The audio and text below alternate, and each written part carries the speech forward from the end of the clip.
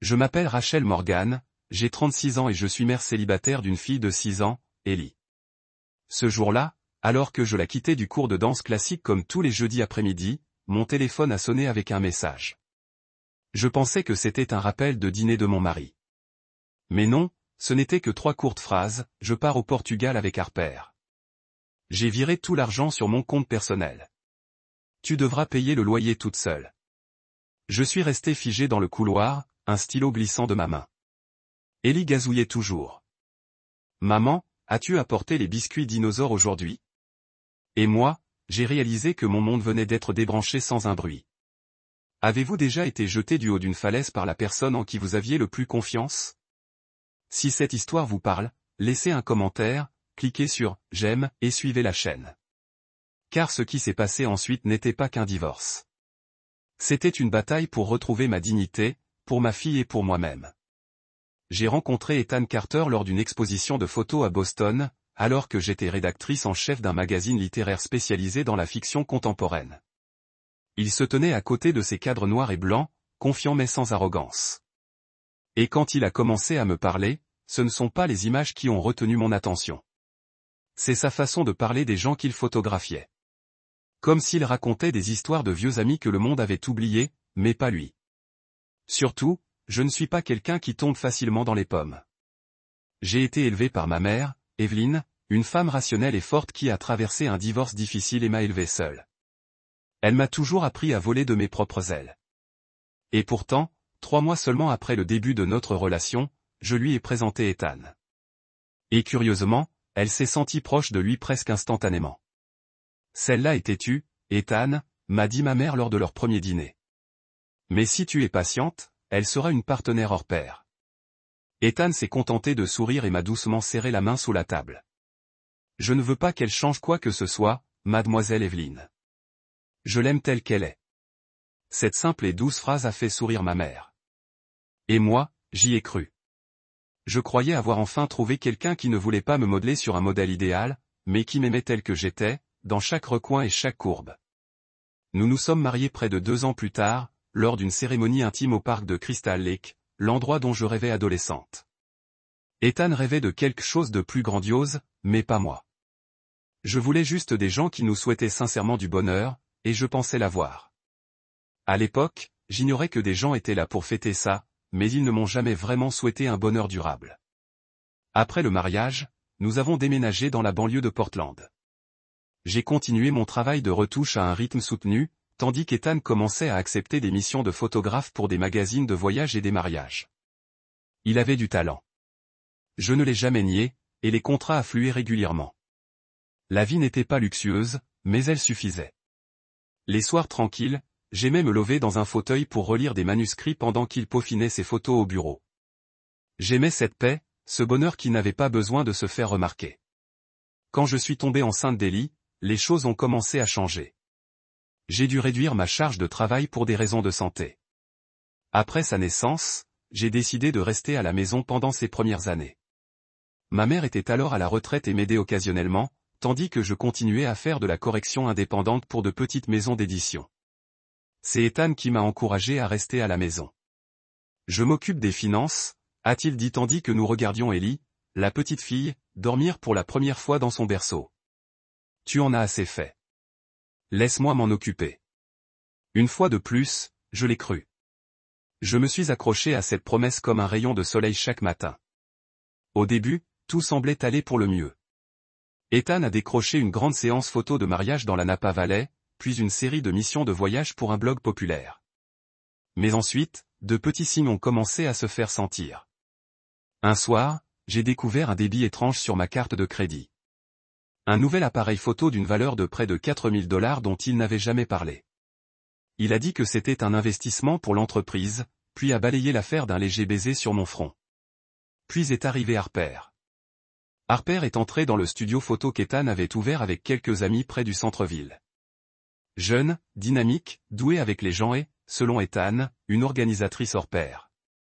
Il disait qu'elle gérait l'emploi du temps du studio, les clients et même les finances. Tu vas l'aimer, m'a dit Ethan un jour. Harper gère les choses pour lesquelles je suis nul, un peu comme toi. J'ai ri, sans insister davantage, car au fond de moi, je croyais qu'Ethan était quelqu'un qui ne me trahirait jamais. Je pensais que l'amour, lorsqu'il est sincère, pouvait ancrer quelqu'un. Mais peut-être étais-je naïve.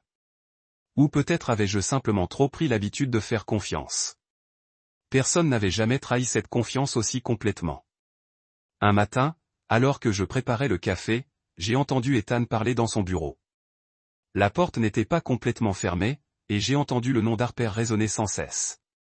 Sa voix était chuchotée, mais parfois presque suppliante. Tu peux être le nom temporaire. Je ne veux juste pas que Rachel ait des soupçons. Je me suis figé, la main serrant si fort la tasse que j'ai cru qu'elle allait se briser. Mais je n'ai pas frappé. Je n'ai pas posé de questions. Je suis allé directement au jardin, laissant ces mots s'infiltrer dans l'espace entre confiance et doute, un espace où j'avais vécu bien trop longtemps. Je l'ai dit à ma mère le lendemain, quand Ellie et moi lui avons rendu visite. Elle m'a regardé longuement, puis m'a dit, n'attends pas qu'il n'y ait plus rien pour partir.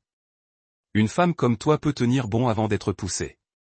J'ai hoché la tête, mais je n'ai rien fait. Il y avait encore quelque chose en moi, peut-être un vieil espoir, peut-être de la peur, qui m'empêchait d'affronter la vérité. J'ignorais que quelques semaines plus tard, Ethan partirait sans explication, ne laissant derrière lui qu'un SMS et un trou financier assez profond pour engloutir tout espoir. Mais à cet instant, lorsque ma mère a prononcé ces mots, ma poitrine s'est serrée d'une manière que je ne comprendrai que plus tard. Ce n'était pas de la douleur. C'était un avertissement. Je me suis assise sur le canapé du salon, la faible lumière du plafond projetant des ombres sur la table basse où nos relevés bancaires étaient éparpillés. J'avais répété ce numéro des dizaines de fois. 61 400 dollars envolés. Toutes nos économies communes, l'argent que j'avais soigneusement accumulé pendant 7 ans de révision indépendante, le fonds destiné aux urgences médicales, ou si je devais reprendre un travail à temps plein, tout propre. Il ne restait que 412 dollars sur notre compte courant et le loyer. 1950 dollars à payer dans moins d'une semaine. Je n'ai pas pleuré. Impossible de pleurer. Quelque chose d'épais et de solide s'est coincé dans ma gorge, comme si tout mon corps se préparait à ne pas se briser. Le téléphone a sonné, me surprenant. J'ai regardé l'afficheur et j'ai senti mon cœur s'emballer. Janice Carter, ma belle-mère. Je ne lui avais pas parlé depuis Noël dernier, lorsqu'elle m'avait reproché de trop gâter Ellie après que je lui ai refusé des bonbons avant le dîner. J'ai hésité quelques secondes, puis j'ai répondu, Rachel. Sa voix était sèche et colérique. Pas de salutation, pas de préambule. J'ai juste parlé à Ethan. Il a dit que tu refusais de le laisser voir Ellie. C'est vrai? J'ai fermé les yeux. Ethan avait agi. Janice, je ne tiens personne à distance, ai-je dit lentement. C'est Ethan qui a disparu. Il a envoyé un SMS, vidé les comptes et est parti avec Harper. Et Ellie, elle n'a même pas eu le temps de comprendre ce qui se passe. Je ne te crois pas. Elle m'a coupé la parole. Il m'a montré ton message. Tu as dit que s'il ne payait pas plus, il ne pourrait pas l'avoir. Tu utilises l'enfant comme monnaie d'échange. Je me suis levé d'un bond. Quel message? Je n'ai rien dit d'autre que ces 3 mots. Merci pour les nouvelles. Qui a bien pu inventer une chose pareille? Ne fais pas l'idiote. Janice a failli hurler.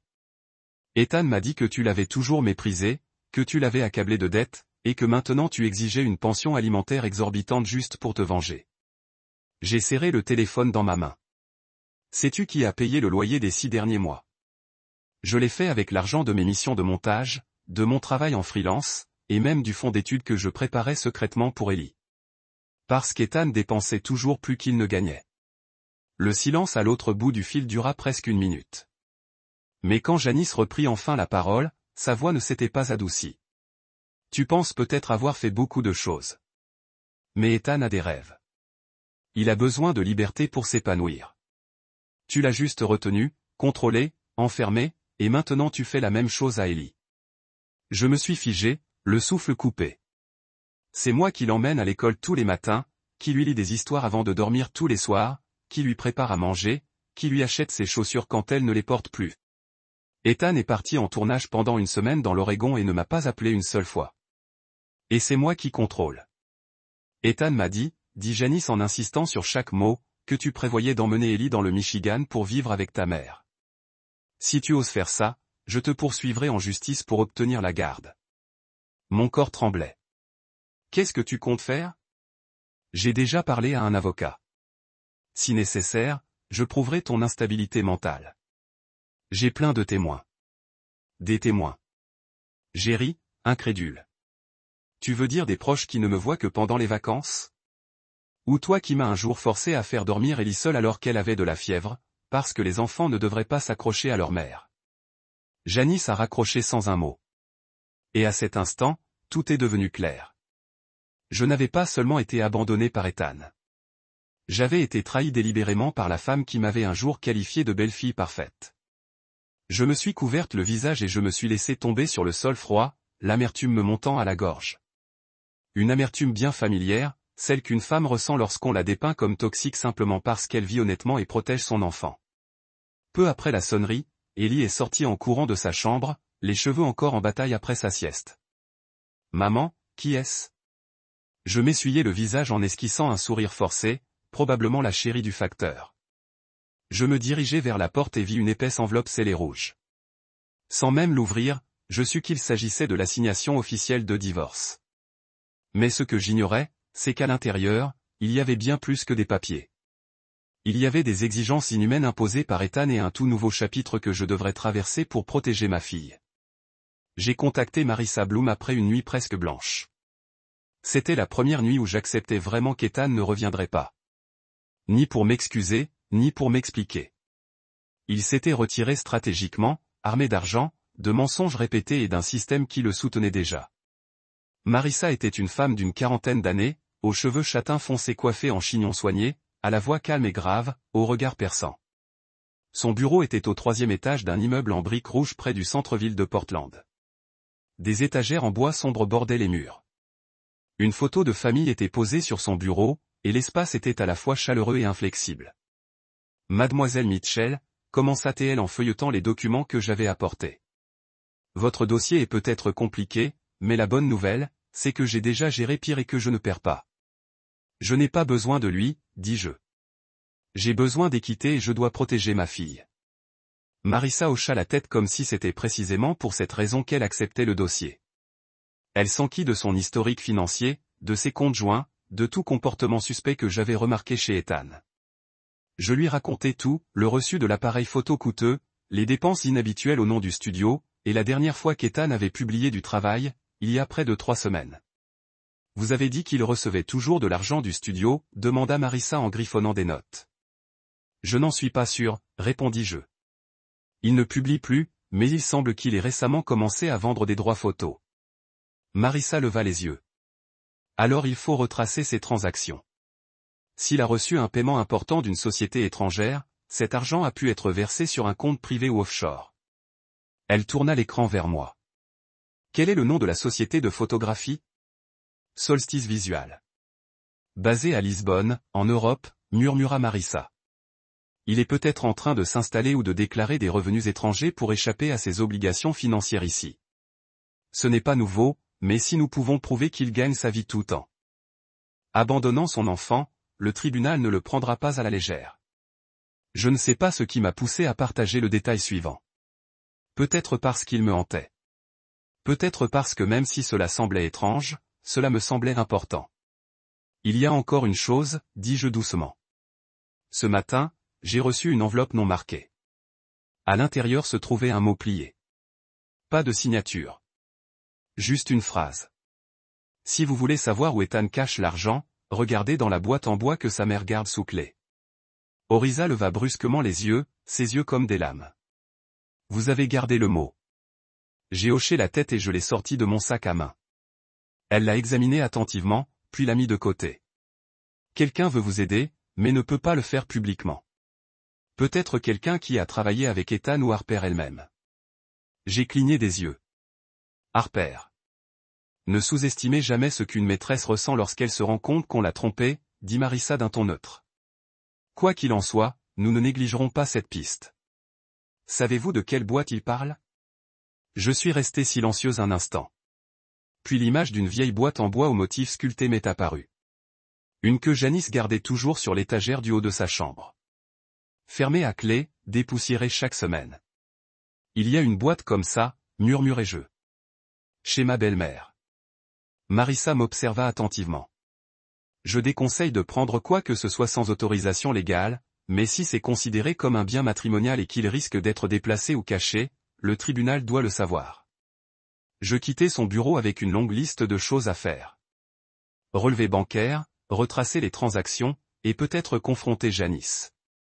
Mais ce qui me coupa le souffle, c'était l'impression d'être entré dans un labyrinthe. Chaque indice menait à une porte verrouillée, et la première clé pourrait se trouver dans la maison que j'appelais autrefois ma belle famille. Ce soir-là, je me préparai une tasse de thé et versai un verre de lait chaud à Ellie. Elle était assise à la table de la cuisine, coloriant sa robe de ballet, toujours pas changée. On rend visite à grand-mère Janice demain, maman, demanda Ellie d'un ton détaché. Je marquai une pause. Pourquoi demandes-tu ça, ma chérie? Parce que j'avais raté la boîte. Grand-mère me laissa y mettre des cartes. Elle disait qu'elle contenait des secrets magiques. Je regardais ma fille, le nez piquant. Elle l'ignorait, mais cette remarque innocente me confirma quelque chose. La boîte n'était pas seulement sentimentale. Je me penchai et embrassai ses cheveux. On repassera peut-être bientôt. Je ne mentais pas, mais je ne lui avais pas dit non plus que la prochaine fois qu'on irait chez Janice, je n'irais pas seul. J'apporterai un avocat et un téléphone prêt à enregistrer. Je suis arrivé chez Janice un mardi après-midi. Une pluie fine s'était mise à tomber. La rue menant au quartier était glissante et les arbres s'immobilisaient, comme s'ils retenaient leur souffle en attendant ce qui allait se passer. Ellie est restée avec ma mère et je tenais un sac de scones aux pommes, les préférés de Janice, à la main, essayant d'arborer ce sourire familier, celui qu'arbore une belle fille lorsqu'elle arrive pour maintenir l'ordre. Janice a ouvert la porte après 2 sonneries. Elle portait un peignoir en tricot vert mousse, les cheveux fraîchement bouclés, son rouge à lèvres foncé, comme d'habitude, mais ses yeux me scrutaient de la tête aux pieds, visiblement sur ses gardes. Je ne m'attendais pas à te revoir si tôt. Je lui ai tendu la boîte de pâtisserie, d'une voix plus douce. Je ne veux pas que les choses restent tendues entre nous, Janice. Après tout, tu es la grand-mère d'Ellie. Elle a hésité, puis s'est écartée à contre-cœur. Entre, mais je n'ai pas beaucoup de temps. Je me suis assise sur le canapé en cuir marron familier du salon. Tout était exactement comme la dernière fois que j'y étais allé. Des fleurs artificielles disposées avec soin. Des photos d'enfance d'Ethan sur l'étagère. L'endroit était si propre qu'on suffoquait. Janice a servi du thé sans rien proposer. Ben était assis en face de moi, la posture raide comme si j'étais en procès. Alors, tu es là pour t'excuser ou pour exiger quelque chose? J'ai esquissé un petit sourire, gardant un ton aussi humble que possible. Aucune exigence. C'est juste qu'Ethan est parti, et je me suis dit qu'on pourrait peut-être se retrouver pour Ellie. Janice a tapoté sa tasse de thé du bout des ongles. Je pense qu'Ellie s'entend très bien avec Ethan. Mais si tu commences enfin à comprendre ça, c'est peut-être que tu commences à mûrir. Je n'ai pas réagi. Ces piques étaient devenues monnaie courante au fil des ans. Je n'étais pas là pour discuter. J'étais là pour observer. Et je l'ai vu. La boîte en bois brun foncé avec des garnitures en laiton antique posée silencieusement sur l'étagère derrière Janice, juste sous son portrait de mariage. Tu gardes toujours cette vieille boîte? Ah, ai-je dit d'un ton léger, essayant d'avoir l'air désinvolte. Je me souviens qu'Ellie te suppliait toujours de lui révéler le secret magique qu'elle contenait. Janice pinçait les lèvres, sans répondre. Tu as dit un jour que tu gardais des lettres de l'époque où Ethan était à la fac, ai-je continué. Je me suis toujours demandé ce qu'il y avait d'autre là-dedans. Janice leva les yeux, le regard perçant. Ça ne te regarde pas. Bien sûr, je suis juste curieuse. La conversation devint ennuyeuse après ça. Je m'excusai pour aller aux toilettes. En rentrant, je passai soudain devant la bibliothèque. Janice était occupée au téléphone dans la cuisine. J'avais exactement 2 minutes. Je soulevai délicatement le couvercle de la boîte. Elle n'était pas verrouillée. À l'intérieur, il y avait des piles de lettres manuscrites, des documents financiers imprimés, un carnet délavé et une carte d'anniversaire bleue. Je n'eus pas le temps de les lire. J'en pris une liasse au hasard et photographiai rapidement chaque page avec mon téléphone. Quand j'entendis Janice revenir, je remis immédiatement tout, refermai le couvercle et reculai comme si je feuilletais de vieux livres. Je t'avais dit de ne pas t'approcher de cette partie du salon. Je me retournai et souris. Je regardais juste de vieilles photos. Je vais sortir maintenant. Sur le chemin du retour, je me garai sur un parking vide près du parc et ouvris mon téléphone, examinant chaque photo. Sous les faibles phares de la voiture, la vérité est apparue. Claire et cruelle comme une gifle. Une lettre datée du 15 juillet, il y a 2 ans, contenait l'écriture de Janice à Harper. Si Rachel continue de montrer des signes d'instabilité comme après son accouchement, nous pourrons l'utiliser dans le dossier de garde. Je connais un bon avocat spécialisé en droit de la famille. Ce qu'il faut, c'est qu'Ethan apparaisse. Comme le parent stable et qu'elle soit perçue comme une menace légère. Ma poitrine s'est serrée. Je me suis souvenu de cette période après la naissance d'Ellie. J'avais traversé 3 mois de légère dépression postpartum. Certains jours, je ne pouvais pas sortir du lit. Je pleurais seul dans la salle de bain. Mais j'ai surmonté cela sans médicaments, sans hospitalisation, grâce à l'amour et à la patience. Et maintenant, c'était instrumentalisé. Une autre lettre de l'écriture d'Ethan. J'ai reconnu ses traits. Lee. Merci, maman, de m'avoir aidé à démarrer avec Harper. Sans ce compte aux Bermudes, nous n'aurions pas pu mener à bien le plan. Je te dois beaucoup. Tout en moi s'est glacé. Compte offshore. Bermudes.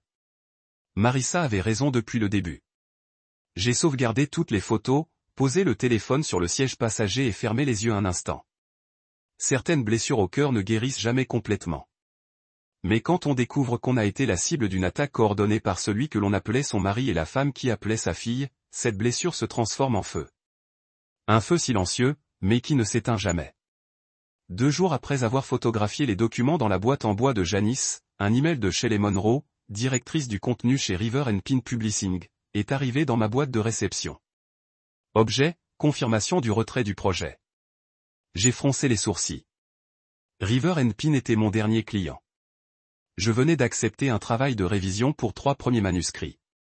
Ce n'était pas un contrat énorme, mais suffisant pour couvrir la moitié des frais de subsistance d'1 mois. J'avais passé près de 2 semaines à travailler avec l'auteur. Tout se passait bien. J'ai ouvert l'email. Rachel, nous sommes désolés d'apprendre que tu as choisi de te retirer du projet. Bien que nous comprenions que le divorce puisse affecter la concentration au travail, nous espérons collaborer à nouveau à l'avenir. Cordialement, Shell. Je me suis figé. Je n'ai jamais envoyé de lettre de rétractation. J'ai immédiatement appelé Shell. Sa voix à l'autre bout du fil semblait hésitante. Rachel, je croyais que tu nous avais envoyé un courriel la semaine dernière pour nous retirer du projet pour raisons personnelles. Je ne l'ai jamais fait, Shell. Je n'ai pas écrit un tel courriel. Elle a soupiré. Je comprends qu'il puisse y avoir une confusion, mais j'ai toujours le courriel que nous avons reçu de ton adresse. Veuillez me le transmettre. Quelques minutes plus tard, j'ai reçu le message transféré. Le ton était maladroit, grammaticalement erroné, rien à voir avec ce que j'écrirai un jour. À River Pin, je n'ai plus la capacité mentale de participer à un projet. Je me retire et j'espère comprendre. C'était une imitation, une main maladroite essayant de m'imiter, mais sans comprendre mon style d'écriture. Je l'ai relu, le cœur battant, et j'ai immédiatement su que ce n'était pas une erreur. C'était intentionnel. J'ai appelé Marissa.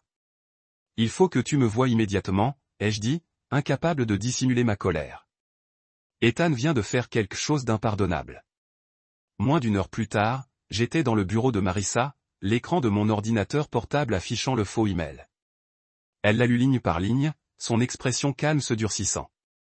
J'ai franchi la ligne. J'ai serré les poings. J'ai perdu le contrat, ma crédibilité. Et si je ne l'avais pas remarqué, cela aurait continué. Ce n'est plus seulement une affaire de famille. C'est une usurpation d'identité.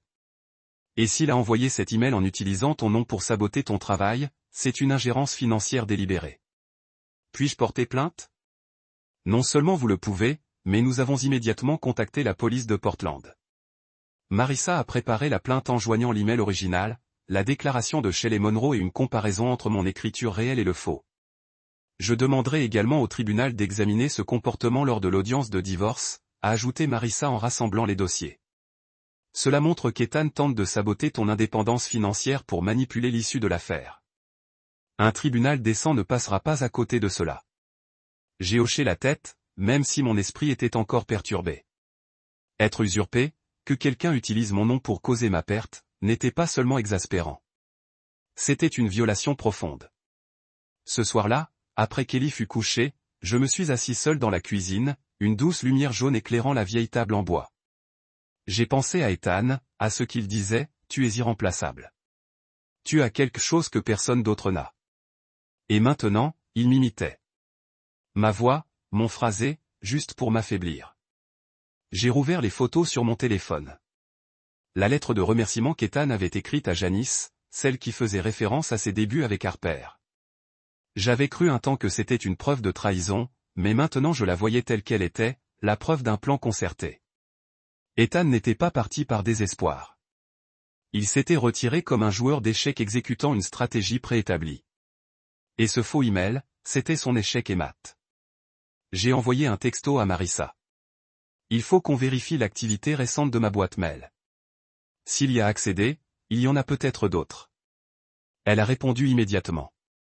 J'enverrai un technicien demain matin. On tracera l'adresse IP. J'ai éteint les lumières, je me suis assise dans le noir et j'ai écouté le tic-tac de l'horloge murale. Ethan voulait que je craque. Il voulait que je sois confuse, coincée, désorientée, pour qu'il soit plus facile de prendre Ellie, plus facile de convaincre le monde que j'étais instable. Mais ce qu'il ignorait, c'est que, j'avais survécu à une dépression postpartum. J'avais survécu à des nuits blanches, à rester dans le salon, mon bébé serré dans mes bras, à penser en silence, je n'en peux plus. Et j'avais quand même réussi. Comparé à cela, un faux email n'était que le début d'une bataille que je n'avais aucune intention de perdre. La nouvelle du retour d'Ethan aux États-Unis m'est parvenue par hasard, ou plus précisément, avec une cruelle ironie. Je préparais du thé dans la cuisine lorsque mon téléphone a sonné. C'était Jenna Marks, une vieille amie de l'université de New York qui avait étudié avec moi à Harper. Elle travaillait maintenant comme assistante de rédaction pour un magazine économique à San Francisco. La voix de Rachel Jenna résonnait au son de la machine à écrire. Je venais de voir le nom de Harper Lawson dans un article sur les finances. Je me suis dit que ça pourrait vous intéresser. Laquelle Harper? Celle avec qui ton ex s'est enfui? A demandé Jenna en soupirant. On la voit debout à côté d'un investisseur israélien qui soutient des projets de photographie d'art. Mais Ethan, il n'est nulle part dans le cadre. J'ai ouvert l'article, Jenna. Transféré. Harper rayonnait à côté d'un homme aux cheveux poivre et sel. La légende en dessous disait, Harper Lawson confirme un partenariat à long terme avec l'Iron Image Fund. Je fixais l'écran. Ethan n'était ni mentionné ni photographié. Harper l'avait laissé derrière lui. Ce soir-là, j'ai reçu un email d'une adresse étrange, ethancarter82@protonmail.com. Pas d'objet, pas de salutation. Je reviens bientôt à Chicago. Il faut qu'on se parle. N'aggrave pas les choses. Je l'ai immédiatement transféré à Marissa. Elle m'a rappelé en moins de 10 minutes. On demande une ordonnance restrictive d'urgence. J'ai hoché la tête, la voix tendue. Il dit qu'il faut qu'on se parle. Je ne crois pas qu'il parle de conversation. Je pense qu'il veut dire intimider. Marissa n'était pas surprise. Quoi qu'il en soit, on ne laissera pas Ethan s'approcher de toi ou d'Ellie sans surveillance juridique. Je déposerai la plainte demain matin. Si tu as les détails du vol, fais-le-moi savoir. 2 jours plus tard, Ethan a réservé un vol au départ de Lisbonne. Je l'ai appris par un collaborateur technique que Marissa avait engagé pour suivre ses récentes activités et transactions IP. Il utilisait une ancienne adresse email pour se connecter à une application de réservation reliée à un portefeuille numérique qui avait précédemment reçu des paiements du studio aux États-Unis. L'avion atterrit à O'Hare un vendredi après-midi. Je suis arrivé 3 heures plus tôt, encadré par 2 policiers et tenant une copie de l'ordonnance d'urgence. Je restais silencieux dans la zone des arrivées internationales, le cœur battant, les doigts crispés sur la convocation. La foule s'activait, les lumières de l'aéroport se reflétant sur le sol ciré. Ethan sortit de la porte 7, sac à dos en bandoulière, chemise froissée, les cheveux plus longs que dans mes souvenirs. Il scruta la foule, puis me vit. Rachel, appelait-il en marchant rapidement vers moi, le visage mêlé de surprise et de nervosité. Il faut qu'on parle. Je ne répondis pas. Un des policiers s'avança, la main tendue avec des papiers. Ethan Carter, il vous est interdit de vous approcher à moins de 60 mètres de votre ex-femme et de votre fille jusqu'à nouvel ordre. Ceci est une copie de l'ordonnance restrictive et d'une convocation. Du tribunal du comté de Cook. Ethan se tourna vers moi, le visage écarquillé. Je suis son père. Père? Rétorquai-je. Alors où étaient les chèques de pension alimentaire, les appels, les lettres de Lisbonne? Quel genre de père disparaît et ne revient que lorsqu'il est abandonné? Ethan recula, visiblement ébranlé par mon sang-froid. Mais ses yeux brillaient d'une autre lueur, proche de la peur. Rachel, je n'avais pas le choix. Harper a dit qu'elle m'aiderait à prendre un nouveau départ. Elle? Je l'ai interrompue. Elle ne t'a pas aidé à prendre un nouveau départ. Elle t'a aidé à voir qui tu es vraiment. Un fardeau que personne ne veut porter. Les policiers ont conduit Ethan dans une zone séparée pour signer les documents. Je suis resté immobile un instant, observant l'homme qui m'avait autrefois qualifié d'irremplaçable, maintenant escorté hors du terminal. Non pas menotté, mais dépouillé de tout contrôle. Ce soir-là, j'ai tout raconté à Marissa. Elle a dit, cette apparition inattendue pourrait nous aider à prouver au tribunal qu'Ethan n'est pas seulement négligent, mais qu'il représente un risque pour ma sécurité. J'ai hoché la tête, les yeux rivés sur le dessin qu'Ellie avait laissé sur le table. Deux silhouettes se tenaient devant une petite maison sous un soleil jaune éclatant. Sur le toit. Elle avait griffonné, maman et moi. Il n'y avait pas d'Ethan, et je n'avais pas besoin d'expliquer quoi que ce soit. Ellie l'oubliait déjà de la manière la plus naturelle qu'un enfant puisse faire en ne prononçant plus son nom. Palais de justice du comté de Cook, lundi matin. L'air dans la salle d'audience était lourd, la tension oppressante à chaque respiration. J'étais assis à côté de Marissa à la table du requérant, un lourd dossier devant nous. Ethan était assis un rang plus loin, débraillé, le col de sa chemise froissé sous un blazer bon marché. Il m'a regardé une fois. Je ne me suis pas retourné. Ce n'était pas le lieu pour les vieux regards. C'était ici que la vérité se déterrait comme des couches de moquette pourrie. Et je n'étais pas là pour plaindre qui que ce soit. Le juge entra. L'audience concernant la demande de divorce et le litige relatif à la garde des enfants entre la requérante Rachel Morgan et le défendeur Ethan Carter est maintenant ouverte. Marissa Rose. Votre honneur, nous présentons aujourd'hui la preuve que le défendeur a non seulement abandonné la famille et a unilatéralement mis fin à tout lien conjugal.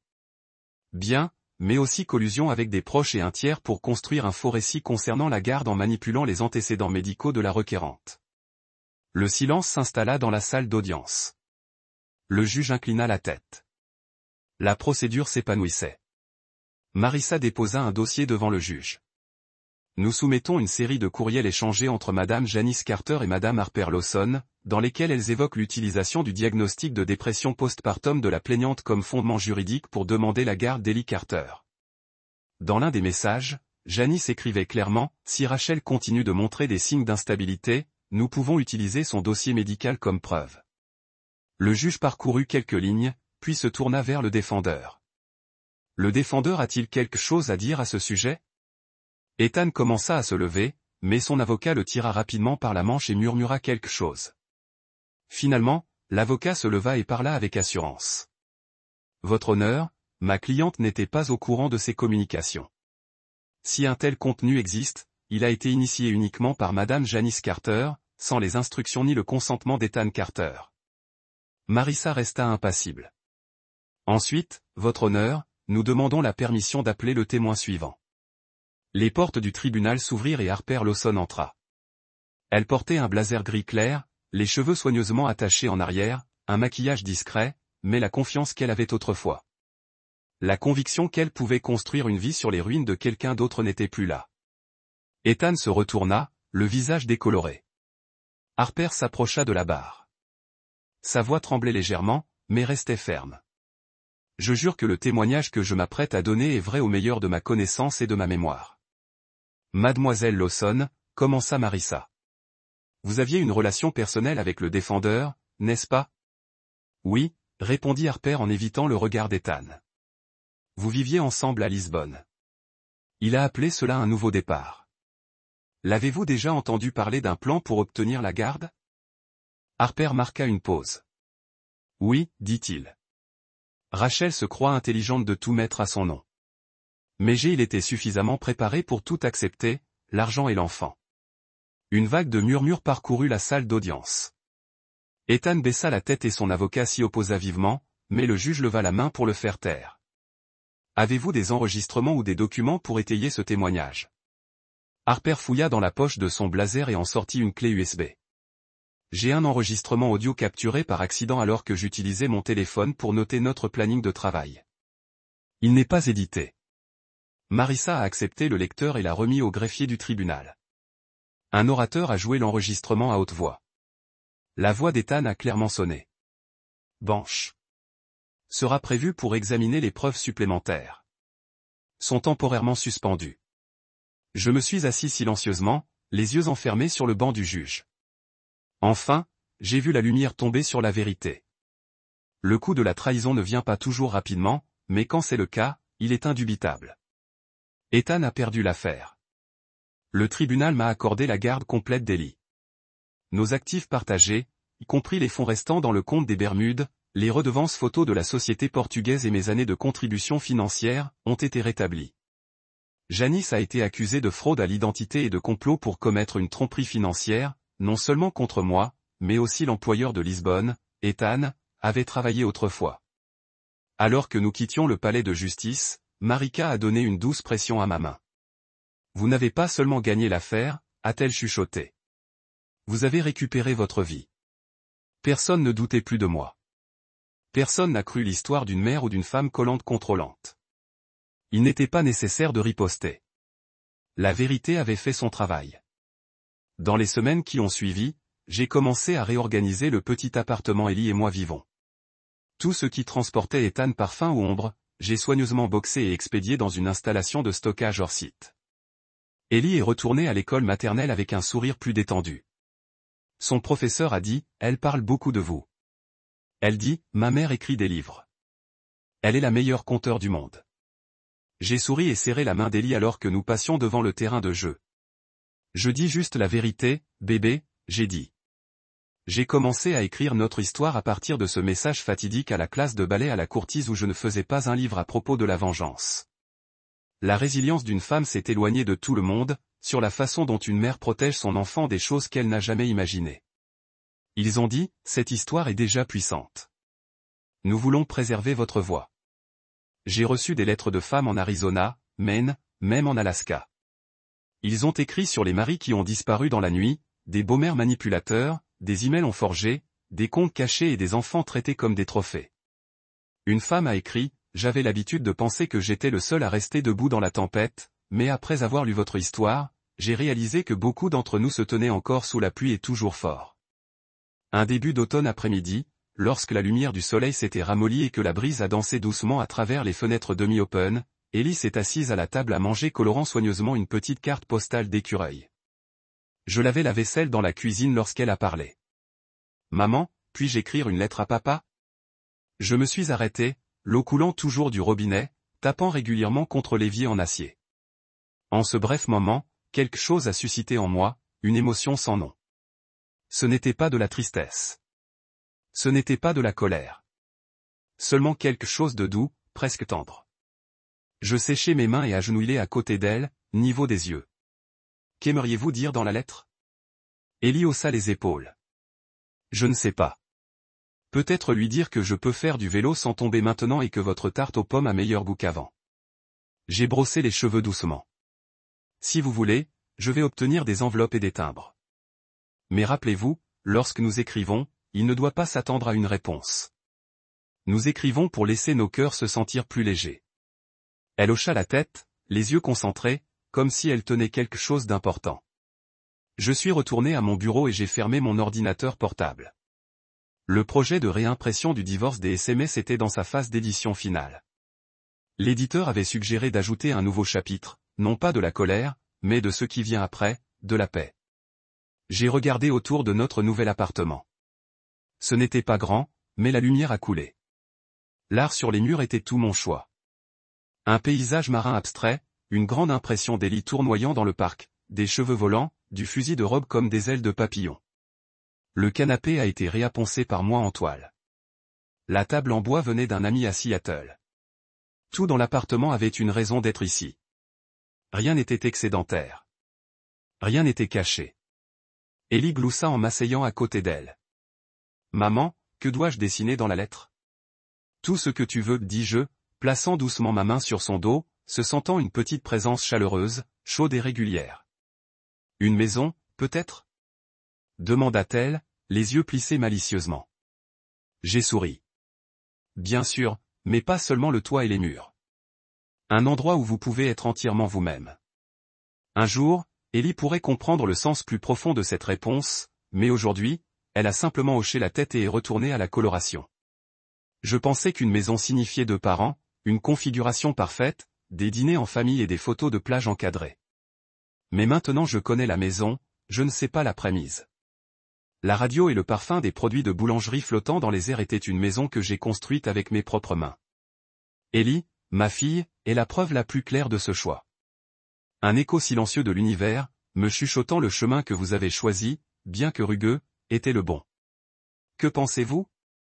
Un seul message texte. Cela pourrait-il vraiment marquer le début d'un voyage entier pour réécrire votre sort? Je ne voudrais jamais passer par ce que j'ai fait. Mais sans cet automne, je n'aurais peut-être jamais découvert à quel point je suis vraiment fort. Et toi? Avez-vous déjà été mal compris? Poussé hors de la maison même que vous avez appelée la vôtre, seulement pour réaliser que vous étiez le seul à pouvoir le reconstruire de la manière dont il était toujours censé l'être. Partagez votre histoire ou vos pensées après avoir entendu le mien. Parce que qui sait, votre voix pourrait devenir la bouée de sauvetage que quelqu'un d'autre attend. Et si vous êtes attiré par des histoires sur la famille, des confrontations silencieuses qui ont encore un pouvoir féroce, suivez cette chaîne pour entendre plus d'histoires où les blessures ne sont pas cachées et la guérison n'a pas besoin de crier. Parce que parfois la partie la plus puissante de l'histoire n'est pas qui est parti. C'est comme ça que vous continuez à vivre après leur départ.